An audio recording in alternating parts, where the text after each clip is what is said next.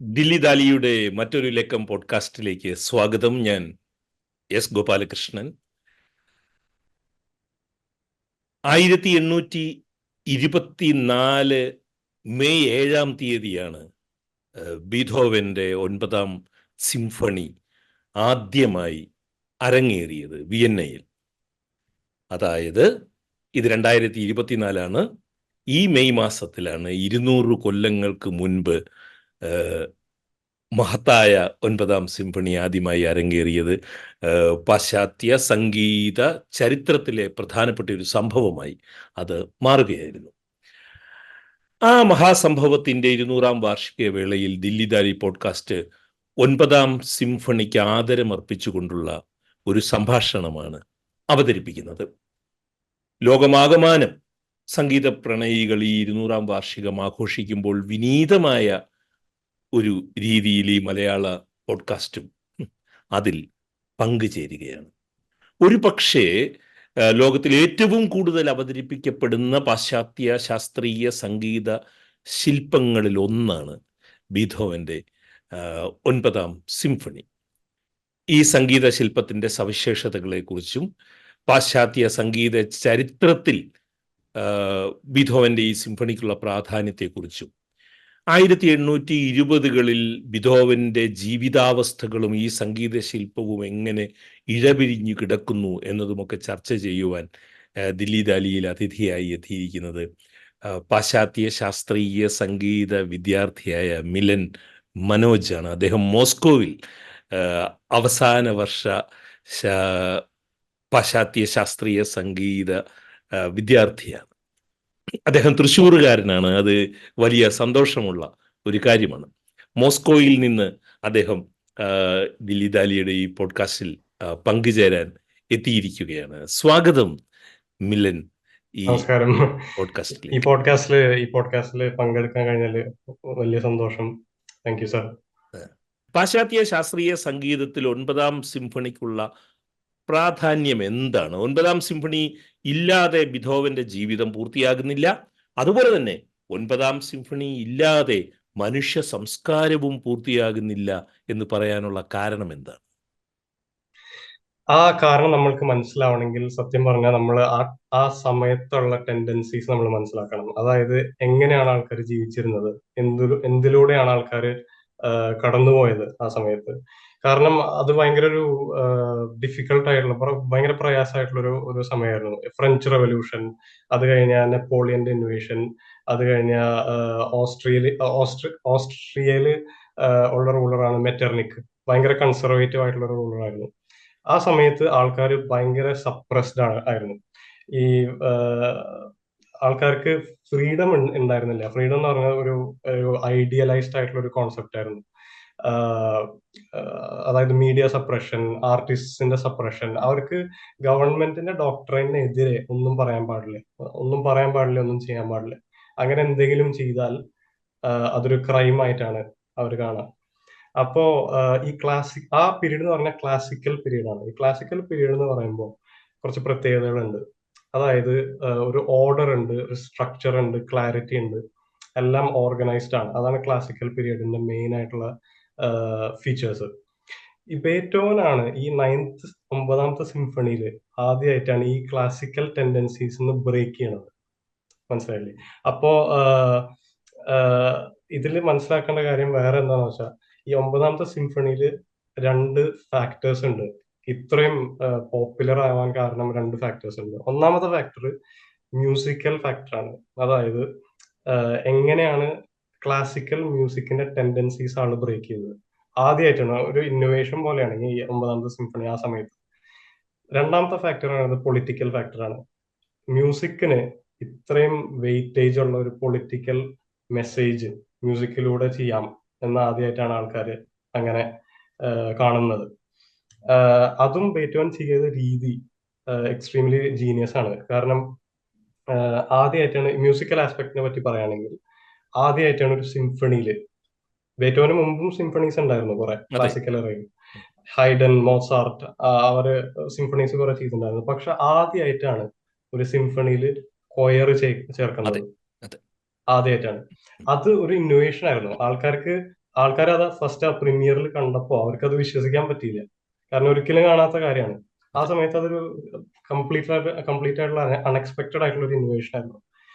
ആഹ് അതും പിന്നെ ഉള്ളിലത്തെ അഡ്വാൻസ്ഡ് ആയിട്ട് മ്യൂസിക്കൽ സ്ട്രക്ചർ നമ്മൾ അനലൈസ് ചെയ്യുമ്പോൾ അതിലത്തെ ഫോമും സ്ട്രക്ചറും നമ്മൾ നോക്കുമ്പോൾ ടൊണാലിറ്റീസും, അതായത് എങ്ങനെയാണ് മ്യൂസിക് ഒരു കീന്ന് വേറെ കീയിലേക്ക് മോഡുലേറ്റ് ചെയ്യണത്, ആ പല രീതികൾ ക്ലാസിക്കൽ പീരീഡിൽ ഓൾറെഡി ട്രഡീഷൻസ് പോലെ സെറ്റ് ചെയ്തിട്ടുണ്ടായിരുന്നു. പക്ഷെ ബേറ്റോവൻ ആ രീതികളിൽ നിന്ന് പുറത്തേക്ക് വരാണ്, അതായത് എക്സ്പാൻഡ് ചെയ്യാണ് ചെയ്യണത്. അതാണ് മ്യൂസിക്കൽ ഫാക്ടേഴ്സ്. പൊളിറ്റിക്കൽ പറയുകയാണെങ്കിൽ ഈ നാലാമത്തെ ഭാഗം, ഫോർത്ത് മൂവ്മെന്റ് എന്ന് പറയുന്നതാണ് ഓട്ട് ജോയ്. ഓട്ടു ജോയ്. ഓട്ട് ജോയ്, അതെ. ഈ ഓട്ട് ജോയ് ആണ് ഈ ഒമ്പതാമത്തെ സിംഫണിയുടെ സെൻട്രൽ ഫോക്കസ്. ഉം. അതായത് അതിലോട്ടാണ് ഈ ഫുൾ ഫസ്റ്റ് 3 മൂവ്മെന്റ്സ് ബിൽഡപ്പ് ആവുന്നത്. അതിലോട്ടാണ്, അതാണ് ഗോൾ. അപ്പോ അത് ഒരു മെസ്സേജ് ആണ് കൺവേ ചെയ്യുന്നത്. മെസ്സേജ് എന്ന് പറയുന്നത് ആ സമയത്താണെങ്കിൽ പൊളിറ്റിക്കൽ ഭയങ്കര ഡിഫിക്കൽട്ട് ടൈംസ് ആണ്. ആൾക്കാർ ഭയങ്കര സെപ്പറേറ്റഡ് ആണ്, ഭയങ്കര പേടിയാണ് എല്ലാവർക്കും. ഒന്നും പറയാനും പാടില്ല, സപ്രഷനാണ്. ആ സമയത്ത് ബേറ്റോവൻ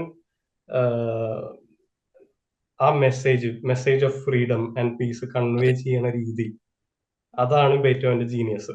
കാരണം ഈ നാലാമത്തെ ഭാഗത്തില്, ഫോർത്ത് മൂവ്മെന്റില്, ഓട്ടുജോയ് ആണെന്ന് വിളിക്കുക, പക്ഷെ ആക്ച്വലി ബേറ്റോവൻ അത് അങ്ങനെ നെയിം ചെയ്തില്ല. അതെ. അതാണ് യൂസ് ചെയ്തത്. പക്ഷെ name of the movement is finale, ഉം. അതായത് അവസാനത്തെ ഭാഗം. അവസാനത്തെ ഭാഗം. അതെ. അതിൽ യൂസ് ചെയ്തിരിക്കുന്ന ടെക്സ്റ്റ് ആക്ച്വലി ഒരു പോയം എന്നാണ്. ഷില്ലർ. ആ പോയം ഷില്ലർ, അതെ. ഷില്ലർ 15 വയസ്സ് ബേറ്റോവൻ ആയിരുന്നപ്പോ ഷില്ലർ കമ്പോസ് ചെയ്ത എഴുതിയ കവിതയാണ്. കവിതയാണ്. അതെ. അപ്പോ ആ കവിതയില് കുറച്ച് ഭയങ്കര ഇമ്പോർട്ടന്റ് ആയിട്ടുള്ള കുറച്ച് ഫീച്ചേഴ്സ് ഉണ്ട്. ആ ഫീച്ചേഴ്സ് കാരണമാണ് അത് അത്രയ്ക്കും എക്സ്പ്ലോഡ് ചെയ്തത്, അത്രയ്ക്കും പോപ്പുലറൈസ് ആയി.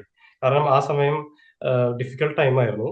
പിന്നെ ആ പോയമില് എലമെന്റ്സ് ഓഫ് ഗോഡ് ഉണ്ട്, റിലീജിയൻ ഉണ്ട്, യൂണിറ്റി ഉണ്ട്, യൂണിവേഴ്സൽ ബ്രദർഹുഡ്, ഫ്രീഡം, പീസ്. ഈ 6 കാര്യങ്ങളാണ് അതിലുള്ളത്. അതുള്ള കാരണമാണ് അത്രയ്ക്ക് അത് പോപ്പുലറൈസ് ആയത്. അതിലത്തെ ടെക്സ്റ്റ് ആണ് എല്ലാവർക്കും അറിയണ ഒരു പോയം. അതിലത്തെ എല്ലാവർക്കും അറിയണ ടെക്സ്റ്റും വേർഡ്സും ആണ് ബേറ്റോവൻ ഈ നാലാമത്തെ ഭാഗത്തിൽ ഉപയോഗിച്ചത്. അതെ. അപ്പോ ആ കൺവേ ചെയ്യണ രീതി, അതിന്റെ എഫിഷ്യൻസി നന്നായിട്ട് കൂടി. ബേറ്റോവന്റെ എയിം അതെ. അതിന്റെ ആ മെസ്സേജ് എത്രയും മാക്സിമം ആൾക്കാർക്ക് സ്പ്രെഡ് ചെയ്യാം, അതിന് വേണ്ടിയിട്ട് അത് ശരിക്കും ഒരു എക്സലന്റ് ചോയ്സ് ആയിരുന്നു. ഭയങ്കര എഫിഷ്യന്റും എക്സലന്റ് ചോയ്സ് ആയിരുന്നു. അപ്പോ ഇതാണ് മ്യൂസിക്കൽ ആസ്പെക്റ്റും പൊളിറ്റിക്കൽ ആസ്പെക്ട് പൊളിറ്റിക്കൽ ആസ്പെക്ട്. കാരണമാണ്. ഈ മിലനെ ഞാൻ ഇൻട്രൊഡ്യൂസ് ചെയ്തപ്പോൾ ഒരു കാര്യം പറയാൻ വിട്ടുപോയി. മിലൻ പാശ്ചാത്യ ശാസ്ത്രീയ സംഗീതം മോസ്കോയിൽ പഠിക്കുന്നു എന്നത് മാത്രമല്ല, മിലൻ ഒരു വളരെ ഉന്നത മൂല്യമുള്ള ഒരു പിയാനോ വാദകനും കൂടിയാണെന്നുള്ളതാണ്. അത് അത് അത് ഞാൻ ആദ്യമേ പറയേണ്ടതായിരുന്നു. ഒരു പെർഫോമർ ഒൻപതാം സിംഫണിയെ മനസ്സിലാക്കുന്നത് കൂടിയാണ്. സത്യത്തിൽ ഒരു സംഗീത വിദ്യാർത്ഥിയോ ഗവേഷകനോ ഉപരി ഒരു പെർഫോമർ ഈ സംഗീതത്തിനെ മനസ്സിലാക്കുന്നതാണ് ഈ സംഭാഷണത്തെ ഒരുപക്ഷെ വ്യത്യസ്തമാക്കാൻ പോകുന്നത്. ഈ ദില്ലി ദാലിയുടെ ശ്രോതാക്കളെ സംബന്ധിച്ചിടത്തോളം പാശ്ചാത്യ ശാസ്ത്രീയ സംഗീത ഈ അനുശീലനത്തിൽ ഒരച്ചടക്കമോ പരിചയമോ ഒന്നും നമുക്ക് പ്രതീക്ഷിക്കാൻ വയ്യ. പൊതുവെ ഈ പോഡ്കാസ്റ്റിൽ ചർച്ച ചെയ്യുന്ന വിഷയങ്ങളൊക്കെ സംഗീതമുണ്ട്, ഇന്ത്യൻ ക്ലാസിക്കൽ സംഗീതം നമ്മൾ സ്ഥിരമായി ചർച്ച ചെയ്യുന്നതാണ്. എങ്കിൽ പോലും പാശ്ചാത്യ ശാസ്ത്രീയ സംഗീതത്തിൻ്റെ സാങ്കേതിക വശങ്ങളും ഒന്നും ഒരിക്കലും ഈ പോഡ്കാസ്റ്റിൽ വിഷയമായിട്ടില്ല. ഞാൻ പലപ്പോഴും പല പാശ്ചാത്യ സംഗീത ശില്പങ്ങളെക്കുറിച്ചും സംഗീതകാരന്മാരെക്കുറിച്ചും ഒക്കെ അവതരിപ്പിക്കാറുണ്ടെങ്കിൽ പോലും, അതുകൊണ്ടാണ് ഒരു സിംഫണിയുടെ, ഈ സിംഫണിയുടെ ഒൻപതാം സിംഫണിയുടെ ഘടനയെക്കുറിച്ച് ആമുഖമായിട്ട് പറയാമോ? അതായത് ആകെയുള്ള 4 മൂവ്മെന്റ്സ്, അത് എങ്ങനെയാണ്, അതിനെക്കുറിച്ചൊന്ന് ചുരുക്കി ഒന്ന് പറയുകയാണെങ്കിൽ കേൾക്കുന്നവർക്ക് അതൊരു പ്രയോജനമായിരിക്കും. ഓക്കെ. ഈ ഒമ്പതാമത്തെ സിംഫണി എന്ന് പറയുന്നത് ഫസ്റ്റ് ഏറ്റവും മേജർ ആയിട്ടുള്ള വ്യത്യാസം എന്ന് പറയുന്നത് വേറെ സിംഫണീസ് ആയിട്ട് കമ്പയർ ചെയ്യുമ്പോൾ ഇപ്പൊ പറഞ്ഞത് കൊയറിന്റെ ഫാക്ടറാണ്. അത് നാലാമത്തെ ഭാഗത്തിലുള്ളതാണ്. 4 ഭാഗങ്ങളാണ്. ഫസ്റ്റ് 3 ഭാഗങ്ങൾ മൂവ്മെന്റ്സ് എന്നാണ് പറയാ ടെർമിനോളജിയിൽ. ഫസ്റ്റ് 3 ഭാഗങ്ങൾ ഇൻസ്ട്രുമെന്റൽ ആണ്. അതായത് ഇൻസ്ട്രുമെന്റൽ ഇൻ ദ സെൻസ് അത് നാലാം ഭാഗത്തിലേക്കുള്ള ഒരു ബിൽഡപ്പ് ആണ്. അതെ അങ്ങോട്ടാണ് നമ്മുടെ ടാർഗറ്റ് നാലാമത്തെ അതെ മൂവ്മെന്റ് ആണ്. പിന്നെ വേറൊരു ചേഞ്ച് ബീറ്റോവൻ നയൻത് സിംഫണിയില് സാധാരണ കാണാത്ത ഒരു കാര്യമാണ്. അതായത് ഈ സിംഫണിയില് ആദ്യം വരുന്ന ഫസ്റ്റ് ഭാഗം ഫാസ്റ്റ് ആണ്, സെക്കൻഡ് ഭാഗം സ്ലോ, തേർഡ് ഭാഗം ഫാസ്റ്റ്, ഫോർത്ത് ഭാഗം അതിനേക്കാളും ഫാസ്റ്റ് ആണ്. ഉം. അങ്ങനെയാണ് സാധാരണ സിംഫണീസ് പോവാ ക്ലാസിക്കൽ പീരീഡിൽ. പക്ഷെ ബീറ്റോവൻ ഇവിടെ ചെയ്യുന്നത് ഫസ്റ്റ് മൂവ്മെന്റ് ഫാസ്റ്റും സെക്കൻഡ് മൂവ്മെന്റ് ഫാസ്റ്റും തേർഡ് മൂവ്മെന്റ് ആണ് സ്ലോ ചെയ്യണേ സെക്കൻഡ് മൂവ്മെന്റിന് പകരം. അപ്പോ അത് ബീറ്റോവൻ അങ്ങനെ ചെയ്യാനും കാരണമുണ്ട്. അത് വേറെ കാരണമില്ല. അപ്പോ അത് പറയാം. ഫസ്റ്റ് ഭാഗം പ്യുവർലി ക്ലാസിക്കൽ സ്ട്രക്ചറിലും ഫോമിലുമാണ് ബീറ്റോവൻ കമ്പോസ് ചെയ്തിരിക്കുന്നത്. പക്ഷെ അതേസമയം അതിൽ കുറച്ച് ഡീവിയേഷൻസ് കാണും. ബീറ്റോവൻ ആ ക്ലാസിക്കൽ ടെൻഡൻസീസ് പുറത്തേക്ക് വരുന്ന ഡീവിയേഷൻസ് അതിൽ കാണാം. ഫോർ എക്സാമ്പിൾ, ഫസ്റ്റ് ഭാഗം എന്ന് പറയുന്നത് സൊനാറ്റ ഫോം എന്നാണ് മ്യൂസിക്കൽ ടേംസിൽ. അതെ ഈ സൊനാറ്റ ഫോമിൽ 3 സെക്ഷൻസ് ആണ് മെയിൻ ആയിട്ടുള്ളത് ആ ഫസ്റ്റ് ഭാഗത്തിൽ തന്നെ ഉള്ളില്. ഈ ലാസ്റ്റ് ഭാഗം അതിന്റെ പേരാണ് കോഡ. കോഡ എന്ന് പറയുന്നത് സാധാരണ ക്ലാസിക്കൽ സിംഫണീസിൽ അത് വളരെ ഒരു ചെറിയൊരു സെക്ഷനാണ്. പക്ഷെ ഈ ഫസ്റ്റ് മൂവ്മെന്റിൽ ആ കോഡ ഭാഗം മാത്രം 25% ഓഫ് വോളിയമാണ് ആ ഫുൾ ഫസ്റ്റ് മൂവ്മെന്റിന്റെ. അത് വലിയൊരു ഇന്നോവേഷൻ ആണ്, ഇതുവരെ കാണാത്ത ഒരു ഉം. കാര്യമാണ്. ഉം. രണ്ടാമത്തെ ഭാഗം ആ, രണ്ടാമത്തെ ഭാഗം എന്ന് പറയുന്നത് ഒരു ABA സ്ട്രക്ചർ ആണ്. നമ്മൾ പോയട്രിയിലും അതിലും കാണുന്ന അതുപോലത്തെ സ്ട്രക്ചറാണ് ABA സ്ട്രക്ചർ. ടേണറി ഫോം എന്നാണ് പറയാ അതില്. അതും സ്ലോ മൂവ്മെന്റിന് പകരം സെക്കൻഡ് മൂവ്മെന്റ് ബീറ്റോവൻ ആക്കണം. അതൊരു ഇന്നോവേഷൻ ആണ് ആക്ച്വലി. പിന്നെ അതിന്റെ ഉള്ളില് മ്യൂസിക് എങ്ങനെ ഫ്ലോ ചെയ്യണം, ഒരു കീന്ന് വേറെ കീയിലേക്ക് എങ്ങനെ മോഡുലേറ്റ് ചെയ്യുന്ന രീതി, അതും ബീറ്റോവൻ മുമ്പ് കാണാത്ത ടെൻഡൻസീസ് ആണ് ഇതിൽ കാണുന്നത്.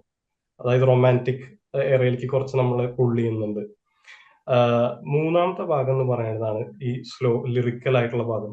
ഉം. ഈ അതിന്റെ മാർക്കിംഗ് ബീറ്റോവൻ തരുന്നത് എന്താണെന്ന് വെച്ചാൽ വെരി സ്ലോ ഈ ആൻഡ് മൂന്നാമത്തെ സിംഗിങ്. ഭാഗത്തിലല്ലേ ഈ കുറച്ച് മെലങ്കളിക് ഒക്കെ ആകുന്നത്? അതെ അതെ, അതാണ് ലിറിക്കൽ ആസ്പെക്ട്. ഉം. അതിന്റെ ലിറിക്കൽ ആസ്പെക്റ്റും പിന്നെ ബീറ്റോവൻ തരുന്ന മാർക്കിംഗ് ആണ് very slow and singing like. ഉം. അതാണ് അതിന്റെ ഹെഡ്. ഉം. ഏറ്റവും ആദ്യം കാണുന്ന റിമാർക്കാണ് ബീറ്റോവന്റെ. ഞാൻ അപ്പൊ ഞാൻ ഈ അതിലുള്ള ഞാൻ മില്ലിനോട് സംസാരിക്കുവാൻ വേണ്ടി ഗൃഹപാഠം ചെയ്തുകൊണ്ടിരിക്കുന്ന സമയത്ത് അദ്ദേഹം ആ, ഈ സ്കോർ ഈ മ്യൂസിക് നോട്ട്സിന്റെ സൈഡിൽ എഴുതിയിരുന്ന കമന്റ്സ് ഒക്കെ വായിക്കുമായിരുന്നു. അപ്പോൾ what you mention was there. ആ അതെ അതെ അതെ അതെ അതെ അത് അതെ തന്നെ. ഇതൊക്കെ നമ്മൾ ഇവിടെ പഠിക്കുന്നതാണ്. ഇത് ആ പിയാനിസ്റ്റ് ആണെങ്കിലും ഇതൊരു മാസ്റ്റർ പീസ് ആണ്, ഇതൊരു അതെ ഇന്നോവേഷൻ ആണ്. അപ്പൊ അതെ ഇത് അറിയാണ്ടിരിക്കാൻ പറ്റില്ല. അതെ അതെ അപ്പോ മൂന്നാമത്തെ ഭാഗം സ്ലോ ആണ്, അത് അൺക്യാരക്ടറിസ്റ്റിക് ആണ്. സെക്കൻഡ് ഭാഗമാണ് സാധാരണ സ്ലോ. അപ്പോ അത് ചെയ്യാൻ കാരണം എന്താണെന്ന് വെച്ചാൽ ഫോർത്ത് മൂവ്മെന്റ് ആണ് ഏറ്റവും ഫോക്കസ് പോയിന്റ്. ഏറ്റവും നമ്മുടെ ഗോള് ഫോർത്ത് മൂവ്മെന്റ് ആണ്. അതിലേക്ക് ബിൽഡപ്പ് ചെയ്യാൻ വേണ്ടി കോൺട്രാസ്റ്റ് വേണം. അതായത് നമുക്ക് ഒരു കോൺട്രാസ്റ്റ് വേണമെങ്കിൽ നമ്മൾ ഡിപ്പിന്ന് ഹൈറ്റിലോട്ട് പോകണം. ആ ഡിപ്പും ഹൈറ്റും തമ്മിലുള്ള ഡിസ്റ്റൻസ് കൂട്ടാൻ വേണ്ടിയാണ് ബീറ്റോവൻ തേർഡ് മൂവ്മെന്റ് സ്ലോവും ലാസ്റ്റ് മൂവ്മെന്റും എക്സ്ട്രീംലി കോൺട്രാസ്റ്റിംഗ് ആക്കുന്നത്. ഇൻട്രസ്റ്റ്. ആ ഒരു എഫക്റ്റ് ഉണ്ടാക്കാൻ വേണ്ടിയിട്ടാണ് ബീറ്റോവൻ അങ്ങനെ സ്വിച്ച് ചെയ്തത്. അതും ഒരു ഇന്നോവേഷൻ ആണ് അത് ആക്ച്വലി, വലിയ ഇതുവരെ ഡിപ്പാർച്ചറാണ്. കാണാത്ത. അതെ അതെ അതെ, എക്സാക്ട്ലി. അതെ. അതേസമയം ഈ മൂന്നാമത്തെ ഭാഗത്തില് അവസാനം നമുക്ക് ശ്രദ്ധിക്കാൻ പറ്റുന്ന കാര്യം എന്താണെന്ന് വെച്ചാൽ ഫസ്റ്റ് ആദ്യം ഒരു സിംഗിങ് ലൈക്ക് ക്യാരക്ടർ ഉണ്ടായിരുന്നു, ഭയങ്കര മെലൻകോളിക് നിങ്ങൾ പറഞ്ഞ മാതിരി. പക്ഷെ അവസാനം ആവുമ്പോ ഭയങ്കര ട്രയംഫന്റ് ആയിരുന്നു അതെ ക്യാരക്ടർ. ഭയങ്കര അതെ എന്താ പറയാ, ഭയങ്കര സ്ട്രോങ് ട്രയംഫന്റ് ഒരു സെലിബ്രേഷൻ ക്യാരക്ടറാണ്. അത് ആക്ച്വലി ഫോർത്ത് മൂവ്മെന്റിലോട്ടുള്ള ഒരു ബ്രിഡ്ജ് പോലെയാണ് അത്. തന്നെ. ഓ ടു ജോയിലേക്കുള്ള ബ്രിഡ്ജ് ആണത്. ആഹ് പിന്നെ നമ്മുടെ സെൻട്രൽ ഫോക്കസ് പോയിന്റിനെ പറ്റി പറയുകയാണെങ്കിൽ നാലാമത്തെ ഭാഗം ode to joy. Ode to ജോയിന്റെ സ്ട്രക്ചർ ഹൈലി ഡിബേറ്റബിൾ ആണ്. ഇപ്പോഴും റിസർച്ചേഴ്സ് ഇങ്ങനെ കുറെ തിയറീസ് ഇങ്ങനെ പബ്ലിഷ് ചെയ്തുകൊണ്ടിരിക്കുകയാണ്. ഉം. അതിൽ ഏറ്റവും വൈഡ് സ്പ്രെഡ് ആയിട്ടുള്ള തിയറി എന്ന് പറയുന്നത് ഉം. ഓ ടു ജോയിന്റെ സ്ട്രക്ചർ ഒരു സിംഫണി മാതിരിയാണ്. ഉം. അതായത് ഒരു സിംഫണിയുടെ ഉള്ളിൽ വേറൊരു സിംഫണി, അങ്ങനത്തെ രീതിയിലാണ് ബീറ്റോവൻ അത് കമ്പോസ് ചെയ്തത്. അതേസമയം വേറെ ഗ്രൂപ്പ് ഓഫ് റിസർച്ചേഴ്സ് പറയണു ഇതൊരു തീം ആൻഡ് വേരിയേഷൻ ഫോം ആണ്. അതായത് ഒരു തീം, സെൻട്രൽ തീം ഉണ്ട്, അതിന്ന് വേറെ വേരിയേഷൻസ് ഉണ്ടാക്കിക്കൊണ്ടിരിക്കുന്ന ഒരു സ്ട്രക്ചർ ആണെന്ന് വേറെ റിസർച്ചേഴ്സ് പറയാം. അങ്ങനെ കുറെ തിയറീസ് ഉണ്ട്. പക്ഷെ ഇതിൽ നമ്മൾ അറിയേണ്ട കാര്യം എന്താണെന്ന് വെച്ചാൽ ഈ ഓട്ടു ജോയ് ആണ് ബേറ്റോവന്റെ ഏറ്റവും പീക്ക്. ബേറ്റോവന്റെ എല്ലാ ലൈഫും സമ്മപ്പ് ചെയ്യാൻ പറ്റിയ ഒരു പീസാണ്. അബ്സല്യൂട്ട്ലി, അതായത് അബ്സല്യൂട്ട്ലി. അതായത് എല്ലാ കോമ്പോസിഷണൽ ടെക്നിക്സും, ഓർക്കസ്ട്രൽ കോമ്പോസിഷണൽ ടെക്നിക്സും, വോക്കൽ ടെക്നിക്സും, ഫിലോസഫിക്കൽ ആയിട്ടുള്ള ബാക്ക്ഗ്രൗണ്ട്, മ്യൂസിക്കൽ കോണ്ടന്റ്സും പിന്നെ ഈ എല്ലാം. ഒരു മനുഷ്യരാശിയോട് തന്നെയുള്ള അദ്ദേഹത്തിന്റെ ഒരു അവസാനത്തെ പ്രഖ്യാപനമാണല്ലോ അല്ലേ? അതെ അതെ, ഒരു ഒരു പ്രൊക്ലമേഷൻ. അതെ അതെ പ്രൊക്ലമേഷൻ ആണല്ലോ. അതെ അതെ, all men shall become brothers അതെ എന്നാണ് അതെ. അതിന്റെ. അതെ, അതിന്റെ ടൈറ്റിൽ പേജിൽ മാനുസ്ക്രിപ്റ്റിൽ കണ്ടാൽ കാണാം 4 മില്യൺസ്, അതായത് മില്യൺസ് ഓഫ് പീപ്പിൾ. അത് അതെ. അവർക്ക് വേണ്ടിയിട്ടാണ് ഇത്, ഇതിന്റെ റീച്ച് എക്സ്റ്റെൻഡ് ചെയ്യണത്. ഞാൻ ഈ ഒരു സന്ദർഭവശാൽ ഞാനൊരു കാര്യം പറയാം. ഈ വിയന്നയിൽ ഞാൻ പോയപ്പോൾ അവിടെ ഈ ഗുസ്താവ് ക്ലിംറ്റ് നയൻ സിംഫണി മ്യൂറലായിട്ട് ഓ, വരച്ചിട്ടുണ്ട്. അത് ഓക്കെ. അത് നേരിട്ട് പോയി കാണാനുള്ള ഭാഗ്യം ഉണ്ടായതാണ്. അതിൻ്റെ അകത്ത് ഈ ഓട്ടു ജോയിയുടെ ഭാഗം ക്ലിംത്ത് വരച്ചിരിക്കുന്നത് അസാമാന്യമായിട്ടാണ്. ഇപ്പം എന്തെങ്കിലും അവസരം കിട്ടുകയാണെങ്കിൽ ഒന്ന് പോയി കാണേണ്ടതാണ്. ഓക്കെ പറഞ്ഞോളൂ ഓക്കെ, പറഞ്ഞോളൂ. എന്തായാലും കാണാം. ആ. അത് എവിടെയായിരുന്നു? അത് വിയന്ന വിയന്ന. വിയന്ന. ഓക്കെ, ഞാൻ വിയന്നയിൽ പോകാൻ പറ്റിയില്ല. ഞാൻ ബോണിൽ പോയിണ്ടായിരുന്നു ബേറ്റോവന്റെ ആ വീട്ടില്. വിയന്ന, അവിടെ അതല്ലേ. ആ, പോയിണ്ടായിരുന്നു. ഉം, വിയന്നയിൽ പോകാൻ പറ്റുന്നുണ്ടെങ്കിൽ അവിടെ അന്വേഷിച്ചാൽ മതി. ഈ ക്ലിംറ്റിന്റെ ഉം. നയൻ സിംഫണി മ്യൂറൽ എവിടെയാണെന്ന് ചോദിച്ചാൽ മതി. It's A very famous okay point. Okay okay, അതെന്തായാലും ഞാൻ കാണാം. ആ, പറയാൻ വന്നത് നാലാമത്തെ ഭാഗം. അതിന്റെ ടൈം നമ്മൾ നോക്കുകയാണെങ്കിൽ 24 മിനിറ്റ് ആണ്, നാലാമത്തെ ഭാഗം മാത്രം. ക്ലാസിക്കൽ സിംഫണീസ് നമ്മൾ പൊതുവെ നോക്കുമ്പോൾ 24 മിനിറ്റ് എന്ന് പറഞ്ഞാൽ ഒരു ഫുൾ സിംഫണിയുടെ ലെങ്ത് ആണ് അതെ സാധാരണ നോക്കുമ്പോൾ. അപ്പോൾ അങ്ങനത്തെ ഒരു പീസിലോട്ട് ബിൽഡപ്പ് ചെയ്യാൻ വേണ്ടിയിട്ടാണ് ഈ ഫസ്റ്റ് 45 മിനിറ്റ്, ഫസ്റ്റ് 3 മൂവ്മെന്റ്സും. ആ ബിൽഡപ്പ് ഇല്ലെങ്കിൽ പെട്ടെന്ന് അത് നമ്മൾ പബ്ലിക്കിൽ ഇങ്ങനെ എന്നാ പിടിക്കുക എന്ന് കൊടുത്താൽ അത് മനസ്സിലാവില്ല ആർക്കും. അതെ അതിലേക്കുള്ള ബിൽഡപ്പും മൊമെന്റും ചെയ്താലേ അത് ആ മെസ്സേജ് ക്ലിയർ ആവുള്ളൂ. അപ്പൊ അതാണ് അതിന്റെ മെയിൻ ആയിട്ടുള്ള ആസ്പെക്ട്. അതെ. ഇനി ഏം, പ്രധാനമായിട്ടും മിലൻ പറഞ്ഞത് ഈ 4 മൂവ്മെന്റ്സിന്റെ പ്രത്യേകതയും അതെങ്ങനെയാണ് ഓട്ടു ജോയിലേക്ക് ഫോക്കസ് ചെയ്ത് ആം, പോയതെന്നും പിന്നെ ആദ്യമായിട്ട് മനുഷ്യ ശബ്ദം സിംഫണിയിൽ ഉപയോഗിച്ചിട്ടുള്ള ഒരു വിപ്ലവകരമായ ഒരു ഇതും, പിന്നെ അദ്ദേഹത്തിൻ്റെ ഈ ഒരു ഓട്ടു ജോയി ഒരു പ്രൊക്ലമേഷൻ എന്നുള്ള രീതിയിൽ ആയതും, മനുഷ്യൻ മരിക്കുന്നതിന് മുൻപ് മനുഷ്യരാശിയോട് വിശ്വസാഹോദര്യത്തിൻ്റെ പ്രാധാന്യത്തെക്കുറിച്ച് പറയാനുള്ള അവസരമായിട്ട് അദ്ദേഹം ഈ സിംഫണിയെ ഉപയോഗിച്ചതുമൊക്കെയാണ്. ഇനി നമ്മളിത് ഒരു ചെറിയ ദൈർഘ്യമേ ഉള്ളൂ, നമുക്കൊരു 30-40 മിനിറ്റോളം മാത്രമേ സംസാരിക്കാൻ കഴിയുള്ളൂ. ഏം, അതുകൊണ്ട് ഞാൻ എൻ്റെ അടുത്ത ചോദ്യത്തിലേക്ക് പോവുകയാണ്. ഏം, ഈ ടോട്ടൽ സൈലൻസിൽ ഇരുന്നു കൊണ്ടാണ് ബിഥോവൻ ഇത് ഏഹ്, ആ, ഈ ശില്പം ഉണ്ടാക്കിയത് എന്നുള്ളതാണ്. അത് ബാഹ്യലോകത്തെ സൈലൻസ് അല്ല. ഈ അദ്ദേഹം പൂർണ്ണമായും ഏതാണ്ട് ബധിരനായി കഴിഞ്ഞതിന് ശേഷം ആ, അകമേ ഉണ്ടായിരുന്ന സംഗീതത്തിനെ ആ, മാത്രം ഉൾക്കൊണ്ടുകൊണ്ട് ഈ മഹത്തായ സംഗീത ശില്പം ഇദ്ദേഹം ഉണ്ടാക്കുന്നു എന്നുള്ളതാണ്. അപ്പോൾ ഈ ബിഥോവന്റെ നിശബ്ദത എന്ന് പറയുന്നത് നമ്മുടെ ഒന്നും നിശബ്ദത പോലെയല്ല. അത് സംഗീത സാന്ദ്രമായ ഒരു നിശബ്ദതയായിരുന്നു ഇല്ലേ? ആഹ് എങ്ങനെയാണ് ഇതിനെ കാണുന്നത്, ആ ഒരു കാര്യത്തിനെ? ഇതിൽ ആക്ച്വലി ഇതിനെ പറ്റി നമ്മൾ ഇവിടെ മ്യൂസിക്കൽ സൈക്കോളജിയിൽ ഇതിനെ പറ്റി പഠിച്ചിട്ടുണ്ടായിരുന്നു.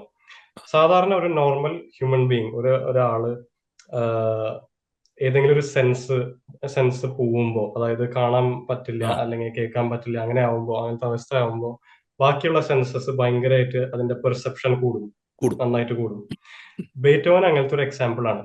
കേൾവി ഇല്ലാത്ത കാരണം ചുറ്റും എന്താ നടക്കുന്നതെന്ന് അത് പെർസീവ് ചെയ്യാൻ ഭയങ്കര ഹൈ എബിലിറ്റി ഉണ്ടായിരുന്നു. അതായത് ആൾക്കാർ എങ്ങനെ ജീവിക്കുന്നു, എന്തിലൂടെയാണ് അവർ പോകുന്നത്, എന്തൊക്കെ പ്രശ്നങ്ങളാണ് ഉള്ളത്, അതെല്ലാം ആള് പെർസീവ് ചെയ്ത് ഉള്ളില് ഉണ്ടായിരുന്ന കോൺഫ്ലിക്റ്റ് ആണ് ഈ മ്യൂസിക് ആസ് എ മീഡിയം ഉപയോഗിച്ച് മ്യൂസിക്കിലൂടെ പുറത്തേക്ക് കൊണ്ടുവന്നത്. ആഹ്, അപ്പോ കേൾക്കാൻ പറ്റിയില്ലെങ്കിലും, ചുറ്റുമൊന്നും കേൾക്കാൻ പറ്റിയില്ലെങ്കിലും ആളുടെ മനസ്സിൽ നിശബ്ദത ആയിരുന്നില്ല. മനസ്സിലുള്ള കോൺഫ്ലിക്റ്റും കാരണമാണ് നമ്മളിപ്പോ സംസാരിക്കുന്നത്. അതെ അപ്പോ ഇതിൽ വേറൊരു കാര്യമുള്ളത്, നമ്മൾ ഇവിടെ മ്യൂസിക്കൽ സൈക്കോളജിയിൽ പഠിക്കുന്ന സമയത്ത് അനലൈസ് ചെയ്ത ഒരു കാര്യമാണ് ഈ ഹ്യൂമൻ പെർസെപ്ഷൻ. അതായത് ഹിയറിങ്ങിനെ പറ്റി നമ്മൾ പഠിക്കുന്ന സമയത്ത് ഇവിടെ 13 ടൈപ്സ് ഓഫ് ഹിയറിംഗ് ഉണ്ടെന്നാണ്. ഒരു നോർമൽ ഹ്യൂമൻ ബീങ്ങിന് 13 ടൈപ്സ് ഓഫ് ഹിയറിംഗ് ഉണ്ട്. അതിലത്തെ ഒരു ടൈപ്പാണ് ഇന്നർ ഹിയറിംഗ്. അതായത് ഉള്ളില് എങ്ങനെ നമ്മൾ കേൾക്കണം. അതായത് ഒരു മ്യൂസിക്കലി ഗിഫ്റ്റഡ് ആയിട്ടുള്ള ഒരാളാണെങ്കിൽ ഒരു നോട്ട് പ്രസ് ചെയ്യണതിന് മുമ്പ് ആ നോട്ട് ഏത് പിച്ചാണെന്ന് ആൾക്ക് ഉള്ളിൽ കേൾക്കാൻ പറ്റും. അതാണ് ഇന്നർ ഹിയറിംഗ്. ബേറ്റോവനിൽ ആ ഇന്നർ ഹിയറിംഗ് എക്സ്ട്രീംലി അഡ്വാൻസ്ഡ് ആയിരുന്നു. അതെ. അപ്പോ ആ ഒരു ആസ്പെക്ട് കാരണമാണ് ബേറ്റോവൻ ഇങ്ങനെ കമ്പോസ് ചെയ്യാൻ പറ്റിയത്. അതായത് ഉള്ളിന്ന് ഇന്നർ ഹിയറിംഗ് വെച്ചിട്ടാണ് ആളത് കമ്പോസ് ചെയ്തത്. അപ്പോൾ ശരിക്കും പറയുമ്പോൾ ഇങ്ങനെ നമ്മൾ ബേറ്റോവൻ ഫുൾ സൈലൻസ് നിന്നാണ് ഇത് വന്നതെന്ന് പറയുമ്പോൾ ഒരു എന്താ പറയാ, ഒരു 50-50 ആണ് അങ്ങനെ പറയുമ്പോൾ. ഞാൻ ഈ പെട്ടെന്ന് ഓർമ്മ വന്ന ഒരു കാര്യം ഞാൻ പറയുകയാണ്. ഇത് 1824 May 7 ഇത് വിയന്നയിൽ അവതരിപ്പിക്കുന്ന സമയത്ത് അതിനെക്കുറിച്ചുള്ള ഒരു ഇത് വായിച്ചതാണ് ഞാൻ. അദ്ദേഹം ഇത് ഗ്രൂപ്പിനോട് സദസ്സിലേക്കല്ലാതെ തിരിഞ്ഞു നിന്ന് ഇത് കണ്ടക്ട് ചെയ്തുകൊണ്ടിരിക്കുന്ന സമയത്ത് ഇത് തീർന്നു കഴിഞ്ഞിട്ട് സദസ്സിലുള്ളവർ എഴുന്നേറ്റ് കൈയടിച്ചുകൊണ്ടിരിക്കുമ്പോൾ ബിധോൻ ഇത് അറിയുന്നില്ല. ഇത് അപ്പോൾ ആ സൊപാർണോ നമ്മുടെ ഓട്ടിജോയി പാടിക്കൊണ്ടിരുന്ന ആ പെൺകുട്ടി ഇറങ്ങി വന്ന് ബിധോനെ തിരിച്ച് നിർത്തുകയായിരുന്നു സദസ്സിലേക്ക്, ഇത് അവസാനിച്ചു എന്ന്. എത്രമാത്രം ശരിയാണെന്ന് എനിക്കറിയില്ല. അതെ, അങ്ങനത്തെ ഒരു ഇൻഫർമേഷൻ ഉണ്ട്, നമുക്ക് ലെറ്റേഴ്സിൽ കാണാൻ പറ്റും. അതൊരു ഭയങ്കര ഫേമസ് ആയിട്ടുള്ള ഭയങ്കര ടച്ചിങ് ആയിട്ടുള്ള ഒരു സ്റ്റോറിയാണ്. വളരെ ടച്ചിങ് ആയിട്ടുള്ളൊരു. അതെ. പിന്നെ ആ റിയാക്ഷനും അങ്ങനത്തെ ഒരു സമയത്ത് അങ്ങനത്തെ ഒരു ബോൾഡ് സ്റ്റേറ്റ്മെന്റ് ഉണ്ടാക്കിയതും അങ്ങനത്തെ ഒരു റിയാക്ഷൻ കിട്ടിയതും അതാണ് ഏറ്റവും പ്രധാനപ്പെട്ട കാര്യം. ഇത് ഈ ആകെയുള്ള 4 മൂവ്മെന്റ്സിലെ ആദ്യ മൂവ്മെന്റിൽ അദ്ദേഹത്തിന്റെ ആദ്യത്തെ മൂവ്മെന്റിൽ അദ്ദേഹത്തിന്റെ ആ വ്യക്തി ജീവിതത്തിൽ ഉണ്ടായിരുന്ന തിരിച്ചടികളും അദ്ദേഹം അതിന് നടത്തിയ പോരാട്ടവും അദ്ദേഹത്തിൻ്റെ വ്യക്തി ജീവിതത്തിലെ വേലിയേറ്റങ്ങളും വേലിയിറക്കങ്ങളും അദ്ദേഹത്തിൻ്റെ അനാരോഗ്യവും ബധിരതയും അനുഭവിച്ചിരുന്ന കടുത്ത ഏകാന്തതയും ഒക്കെ ഈ ആദ്യത്തെ മൂവ്മെന്റിൽ കാണാം എന്ന് ഞാൻ വായിച്ചിട്ടുണ്ട്. ഈ രണ്ടാമത്തിലേക്ക് വരുമ്പോഴത്തേക്കും ഞാൻ അതിൻ്റെ ആ വൈകാരിക അംശങ്ങളിലേക്ക് പോകുന്നത്. അതിൻ്റെ മറ്റ് അംശങ്ങളിൽ മിലൻ സംസാരിച്ചിട്ടുണ്ട്. രണ്ടാമത്തേതിൽ വരുമ്പോഴേക്കും ഈ ലോകാഹ്ലാദത്തിന് വേണ്ടിയുള്ള ഒരു ത്വര, ഒരു എന്താണ് പറയുന്നത്, ഒരു അസ്പയറിങ് ഫോർ അതെ, ഈ ലോക ആഹ്ലാദങ്ങൾക്ക് വേണ്ടിയുള്ള ഒരു നോട്ടം അതിൽ കാണാവുന്നു. മൂന്നാമത്തേത് ആസ് യു റൈറ്റ്ലി സെഡ്, വീണ്ടും സ്പീഡിന്റെ ഫാസ്റ്റ് ഇത് കുറയുന്നതിനെ കുറിച്ച് പറയുന്നത്. മൂന്നാമത്തേത് ആകുമ്പോഴത്തേക്കും ഈ മെലങ്കളിക് എന്ന് വേണമെങ്കിൽ പറയാവുന്ന ഈ റൊമാൻറ്റിക് മൂഡുകളും എല്ലാം വരുന്ന രീതിയിൽ വരികയും നാലാമത്തേതിൽ ഈ സർവ മനുഷ്യർക്കുമായുള്ള സമർപ്പണത്തിലേക്ക് ഇത് മാറുകയും ചെയ്യുന്നു എന്നുള്ളതാണ്. ഇത് മിലൻ അതിനെ വളരെ അതിൻ്റെ മ്യൂസിക്കാലിറ്റിയും അതിൻ്റെ സാങ്കേതികതയും സംഗീതത്തിൻ്റെ ചരിത്രത്തിൽ, പാശ്ചാത്യ ശാസ്ത്രീയ സംഗീതത്തിൻ്റെ ചരിത്രത്തിൽ എന്തെല്ലാം വിപ്ലവങ്ങളാണ് ഒരൊറ്റ സിംഫണി കൊണ്ട് ഇദ്ദേഹം ഉണ്ടാക്കിയതെന്നെല്ലാം പറഞ്ഞു. ഞാൻ അതിൽ ഒന്ന് കൂട്ടിച്ചേർക്കുക മാത്രമാണ് ഇത്രയും കാര്യങ്ങൾ ചെയ്തത്. ഇനി എനിക്ക് ചോദിക്കാനുള്ളത്, ഈ 9ാം സിംഫണി അതിനുശേഷമുള്ള പാശ്ചാത്യ ശാസ്ത്രീയ സംഗീതത്തിൽ ഉണ്ടാക്കിയ പ്രതിധ്വനികളും സ്വാധീനങ്ങളും ഒക്കെ എന്താണ്? ഈ ബേറ്റോവൻ നമ്മൾ ക്ലാസിക്കൽ പീരീഡ് എന്ന് പറയുമ്പോൾ 3 ഫിഗേഴ്സ് ആണ് നമ്മുടെ ഇതിലേക്ക് വരാം. അതായത് ഹൈഡൻ, മൊസാർട്ട്, ബേറ്റോവൻ. ബേറ്റോവൻ ആണ് ഈ ക്ലാസിക്സിൽ ലാസ്റ്റ് കമ്പോസർ എന്നാണ് കുറെ റീസെർച്ചേഴ്സും പറയുന്നത്. ബേറ്റോവൻ ആക്ച്വലി ആണ് ക്ലാസിക്കിന്ന് റൊമാൻറ്റിക് എറയിലേക്ക് ബ്രിഡ്ജ് ചെയ്തത്. കാരണം അത് മ്യൂസിക്കിലും കാണാം, 9th സിംഫണിയിൽ പ്രത്യേകിച്ച് കാണാം. ഈ ക്ലാസിക്കൽ ടെൻഡൻസീസ് ബ്രേക്ക് ചെയ്തിട്ട് അതിന് എക്സ്പാൻഡ് ചെയ്ത് വന്നതും അത് ആക്ച്വലി റൊമാൻറ്റിക് എറയിലത്തെ കമ്പോസേഴ്സിനെ നന്നായിട്ട് ഷേപ്പ് ചെയ്തു. കാരണം റൊമാൻറ്റിക് എറയുടെ പ്രത്യേകത എന്താണെന്ന് വെച്ചാൽ ഇൻഡിവിജ്വൽ ആസ്പെക്ട്സ് ആണ് കൂടുതൽ ഫോക്കസ് ചെയ്യണത്. ക്ലാസിക്കൽ പീരീഡിലാണെങ്കിൽ സൊസൈറ്റിയാണ് റൂൾസ് ഉണ്ടാക്കണത്, സൊസൈറ്റിയാണ് ഓർഡർ ഉണ്ടാക്കണത്, സൊസൈറ്റിയാണ് എല്ലാം ഓർഗനൈസ് ചെയ്യണത്. പക്ഷെ റൊമാൻറ്റിക് എറയില് ഞാനാണ് എല്ലാം ഓർഗനൈസ് ചെയ്യുന്നത്. എന്റെ റൂൾസ് ആണ്, എന്റെ ടാലന്റ് ആണ്, എന്റെ ആർട്ടാണ്, ഒക്കെ എന്റെയാണ്. ഇൻഡിവിജ്വൽ ആയിട്ടുള്ള പവറാണ് റൊമാൻറ്റിക് എറയില്. ബേറ്റോവനാണ് ക്ലാസിക്കൽ പീരീഡിൽ ആദ്യമായിട്ട് ഇങ്ങനെ ഇൻഡിവിജ്വലി ഒരാള് ഒരു സൊസൈറ്റിയുടെ റൂൾസ് എടുത്ത് ബ്രേക്ക് ചെയ്യുന്നത്. അപ്പോ ആ ഒരു സെൻസിൽ ആള് ആണ് ആളാണ് റൊമാൻറ്റിക് പീരീഡിലത്തെ കമ്പോസേഴ്സിനെ ഷേപ്പ് ചെയ്തത്. ആളുടെ മ്യൂസിക് നോക്കുകയാണെങ്കിലും വേറെ ആർട്ട് ഫോംസ് നോക്കുകയാണെങ്കിലും ആളാണ് അത് കൂടുതൽ ഇൻഫ്ലുവൻസ് ചെയ്തത്. കാരണം ക്ലാസിക്കൽ പീരീഡിൽ കമ്പോസേഴ്സ് പബ്ലിക്കിന് പിടിക്കാത്ത വർക്ക് ആണെങ്കിൽ അത് അവർ പബ്ലിഷ് ചെയ്യില്ല. അഥവാ പബ്ലിഷ് ചെയ്യുകയാണെങ്കിലും അത് പബ്ലിക് ഭയങ്കര ക്രിട്ടിക്കലി ആയിട്ടാണ് അവർ റിസീവ് ചെയ്യുക. ബേറ്റോവനും അങ്ങനത്തെ പ്രശ്നങ്ങൾ ഉണ്ടായിരുന്നു ആ സമയത്ത്. ഫോർ എക്സാമ്പിൾ 1803 ആളുടെ രണ്ടാമത്തെ സിംഫണി ഭയങ്കര ക്രിട്ടിക്കൽ ആയിട്ടാണ് എല്ലാവരും അത് റിസീവ് ചെയ്തത്. അത് കഴിഞ്ഞിട്ട് 1805 ആളുടെ ഒരേ ഒരു ഓപ്പറ ഫിഡേലിയോ, അതെ, അതും ആൾക്കാർ ഭയങ്കര കെയോട്ടിക് ആണ്, ഇത് കേൾക്കാൻ പറ്റില്ല, ഭയങ്കര ഡിഫിക്കൽട്ട് ആണ്, റിസീവ് ചെയ്യാൻ പറ്റില്ല, അങ്ങനത്തെ മ്യൂസിക് ആണ്. അങ്ങനെ പ്രശ്നങ്ങൾ ഉണ്ടായിരുന്നു ബേറ്റോവന് മിഡിൽ പീരീഡിൽ. അപ്പോ ആൾക്കാർക്ക് പേടിയായിരുന്നു പൊതുവെ, ഇത് ഇത് അക്സെപ്റ്റ് ചെയ്യില്ലല്ലോ, അങ്ങനത്തെ ഒരു മൈൻഡ് സെറ്റ് ആയിരുന്നു. പക്ഷെ ബേറ്റോവൻ അത് പിടിച്ചു മാറ്റി, ആ ഒരു സ്റ്റിഗ്മ മാറ്റി. അതുകൊണ്ടാണ് റൊമാൻറ്റിക് എറയിലത്തെ കമ്പോസേഴ്സ് ഇങ്ങനെ കൂടുതൽ ഇൻഡിവിജ്വൽ, അതിന്റെ ഫ്രേസ് ഉള്ളത് ഇൻഡിവിജ്വൽ ക്രിസ്റ്റലൈസേഷൻ ആണ്. അത് ക്രിസ്റ്റൽസ് ആയിട്ട് ഇങ്ങനെ ഓരോ കമ്പോസേഴ്സും ഇങ്ങനെ ഒരേ ഒരു ക്രിസ്റ്റൽ ആയിട്ട് ഇങ്ങനെ എമേർജ് ചെയ്ത് വന്നു. പിന്നെ മ്യൂസിക്കൽ ആസ്പെക്ട്സിൽ നോക്കുകയാണെങ്കിൽ ഈ 9ാമത്തെ സിംഫണിയിലത്തെ എലമെന്റ്സ് അല്ലെങ്കിൽ മെയിൻ തീംസ് വേറെ റൊമാൻറ്റിക് പീരീഡിലത്തെ കമ്പോസേഴ്സ് കുറച്ച് എന്താ പറയാ ഒരു ഡെഡിക്കേഷൻ പോലെ ഇങ്ങനെ ബോറോ ചെയ്തിട്ടുണ്ടായിരുന്നു. അതായത് ബ്രാംസ്, ജർമ്മൻ കമ്പോസർ, ആളുടെ 1ാമത്തെ സിംഫണിയുടെ ഫൈനൽ മൂവ്മെന്റിൽ, പിന്നെ ബ്രുക്നർ, പിന്നെ ഡോർഷാക്ക്, പിന്നെ മോഡേണിലാണെങ്കിൽ ബാർട്ടോക്ക്, ഹംഗേറിയൻ കമ്പോസർ. പിന്നെ പൊളിറ്റിക്കലി നോക്കുകയാണെങ്കിൽ നിങ്ങൾക്കറിയാം ചിലപ്പോ ബെർലിൻ വാളിന്റെ ഫോള് 1989 യൂണിഫിക്കേഷൻ, ജർമ്മനിയുടെ യൂണിഫിക്കേഷൻ ആയിരുന്ന ആ ദിവസം അവര് ഈവൻ യൂറോപ്യൻ യൂണിയന്റെ ആന്തത്തിലും യൂറോപ്യൻ ആന്തം, അതെ.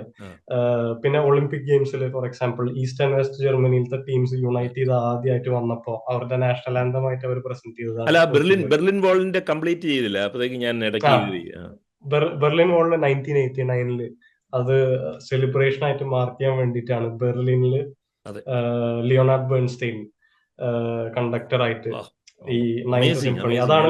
അതാണ് എന്റെ ഫേവറേറ്റ് റെക്കോർഡിംഗ് അതാണ്.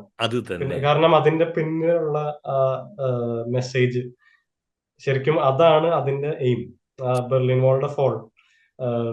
ഇപ്പൊ തന്നെ കഴിഞ്ഞ ആഴ്ചയിൽ ഞാൻ നമ്മുടെ പലസ്റ്റീൻ ഐക്യദാർഢ്യം പ്രഖ്യാപിച്ച് ഒരു സ്ഥലത്ത് പെട്ടെന്ന് ഒരു ഫ്ലാഷ് മോബ് വന്നിട്ട് ഓട്ടു ജോയ് പെർഫോം ചെയ്ത് കിട്ടും. അതാണ് അതൊരു എന്താ പറയാ ഒരു യൂണിവേഴ്സൽ സിമ്പിൾ ഓഫ് പീസ് ആയി പോയി. അതായത് ഒരു പീസും ഫ്രീഡം, യൂണിവേഴ്സൽ ബ്രദർഹുഡും മെയിൻ ആയിട്ട് ജീവിതത്തിലുള്ളത് ദൈവമാണ്. അതാണ് അതിന്റെ സിംബോളിക് മീനിങ് എന്ന് പറയാം. അപ്പോ അങ്ങനെയൊക്കെ. ഇനി ഞാൻ ഈ what are you studying there now? ഞാൻ കുറെ സബ്ജക്ട്സ് ഉണ്ട് ആക്ച്വലി. പക്ഷെ മെയിൻലി പെർഫോമിംഗ് ആണ്, പിയാനോ പെർഫോമിംഗ് ആണ് മെയിൻലി പഠിക്കുന്നത്. പക്ഷെ അതല്ലാണ്ട് കുറെ സബ്ജക്ട്സ് ഉണ്ട്. അതായത് philosophy, psychology, history of music, history of music ആണോ? ഫിലോസഫി, ജനറൽ ഫിലോസഫി, മ്യൂസിക് രണ്ടും ഉണ്ട്. പിന്നെ മ്യൂസിക്കൽ സൈക്കോളജി, മ്യൂസിക്കൽ പെഡഗജി, പിന്നെ history of music, history in general, history of performing arts, solfeggio, harmony, polyphony, അതൊക്കെ അഡ്വാൻസ്ഡ് മ്യൂസിക്കൽ സബ്ജക്ട്സ് ആണ്. പക്ഷെ mainly ഇതാണ്, piano performing ആണ് മെയിൻലി ചെയ്യുന്നത്. അതെ. ഓക്കെ, ഇനി ഡൽഹി വഴി വരുന്നുണ്ടെങ്കിൽ കാണാൻ ശ്രമിക്കണം, നമ്മുടെ വീട്ടിൽ വരണം കേട്ടോ. തീർച്ചയായിട്ടും. ഈ ഈ, എന്നെ സംബന്ധിച്ചിടത്തോളം വലിയ സന്തോഷമാണ്. ഏറ്റവും പ്രധാനം എന്താണെന്ന് വെച്ച് കഴിഞ്ഞാൽ, നമ്മളൊക്കെ പ്രായമായ തലമുറയാണ്. നിങ്ങളെപ്പോലെയുള്ള ചെറുപ്പക്കാരോട് സംസാരിക്കുമ്പോൾ നമുക്ക് കിട്ടുന്ന ഈ എന്താണ് പറയുന്നത്, ഈ ബിഥോവൻ്റെ നാലാം മൂവ്മെൻറ്റിൽ പറയുന്ന ആ ഒരു ഒരു വിശ്വസാഹോദര്യവും മനുഷ്യരാശിയോട് തോന്നുന്ന സമർപ്പണ ഭാവവും ഒരു എന്താണ് പറയുന്നത്, ഒപ്റ്റിമിസവും ജീവിക്കാൻ പ്രേരിപ്പിക്കുന്നതൊക്കെ നിങ്ങളെപ്പോലെയുള്ള ചെറുപ്പക്കാരോട് സംസാരിക്കുമ്പോഴാണ്. അപ്പോൾ 200 കൊല്ലം പഴക്കമായ ഒരു മഹത്തായ സാംസ്കാരികമായ ഒരു എടുപ്പിനെ കുറിച്ച് സംസാരിക്കുവാൻ മില്ലനെ പോലെയുള്ള ഒരാളിനെ കിട്ടിയതാണ് ഈ ദില്ലി ദാലിയെ സംബന്ധിച്ചിടത്തോളം അതിൽ ഏറ്റവും വലിയ ഭാഗ്യം എന്ന് ഞാൻ കരുതുന്നു. Thank you for your quality time. I know you are busy ദ. ഇത്രയും സമയം ഈ മലയാളം പോഡ്കാസ്റ്റിന് നൽകിയതിലുള്ള താങ്ക്സ് ഞാൻ പറയുകയാണ്. Thank you thank and you. Thank you. Best wishes for your life. Thank you. Thank you. Thank U.